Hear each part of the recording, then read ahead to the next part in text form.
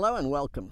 We're starting a new series here on the parables of Jesus Christ. The parables are wonderful, wonderful lessons for us that are easy to remember, but also have tremendous spiritual significance.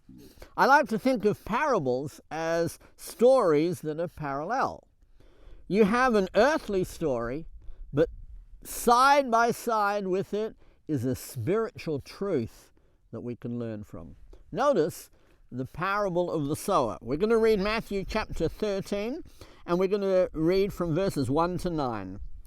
That day Jesus went out of the house and was sitting by the sea, and a large crowd was gathered to him, so that he got into a boat and sat down, and the whole crowd was standing on the beach.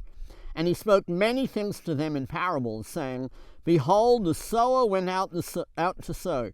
And as he sowed, some seeds fell beside the road, and the birds came and ate them up. Others fell on the rocky places, where they did not have much soil, and immediately they sprang up because they had no depth of soil. But when the sun had risen, they were scorched, and because they had no root, they withered away. Others fell among the thorns, and the thorns came up and choked them out.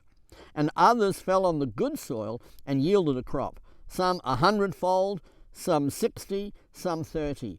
He who has ears, let him hear. Here in this parable, Jesus talks about every person who ever lives. For the soil in this parable represents the human heart. There are 4 types of heart here. The first one is like the seed that fell on the roadway. This roadway was packed hard, and there was no way the seed could germinate in it. The seed represents the Word of God. There are many people who are just hard-hearted. They hear the Word of God and they dismiss it outright. They don't even think about it.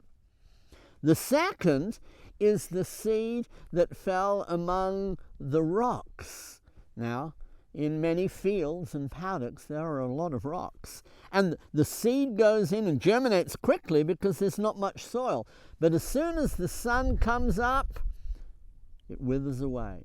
These are the people who hear the Word of God. It enters their heart. But their heart is filled with rocks. And there's no depth to their faith. As soon as hard times come, they give up. And that seed, the Word of God, dies in their heart. The third soil represents the hearts that are filled with what Jesus says is the worries and the cares of this life.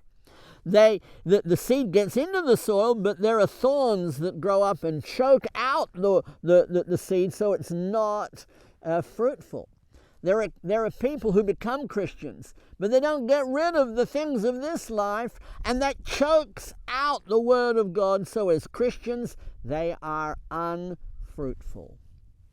The fourth is the good soil. Now this is what Jesus wants. This is what we want.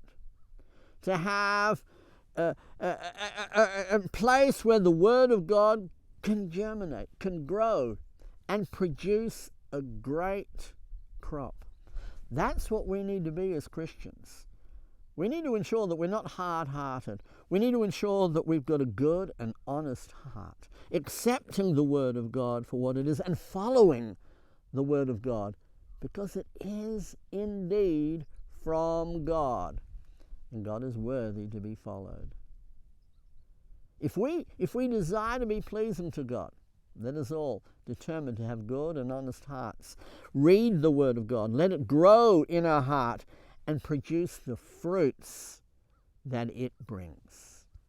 Thank you so much for joining us, and we'll see you next time. Goodbye for now.